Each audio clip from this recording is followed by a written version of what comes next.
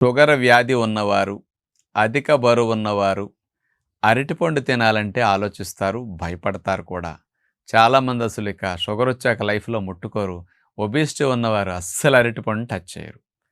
కానీ అరటిపండు షుగరున్నా, ఒబేసిటీ ఉన్నా కూడా తినొచ్చు. కానీ ఎలాంటి పండు తింటే మంచిదనే విషయానికొస్తే దోరగా అరటిపండు ముగ్గుతుందే అన్‌రైపెన్ బనానా. ఇది మాత్రం మంచిది. ఒబేసిటీ ఉన్నవారికి మంచిదే, షుగరొచ్చిన వారికి మంచిదే. దీనివల్ల బ్లడ్ గ్లూకోజ్ లెవెల్ 50%, 40% అబ్జార్ప్షన్ తక్కువుంటుందని సైంటిఫిక్‌గా రుజువైంది. 1992లో స్పెషల్‌గా డయాబెటిక్ రిసర్చ్ సెంటర్ డెన్మార్క్ వారు దీని మీద పరిశోధన చేశారు.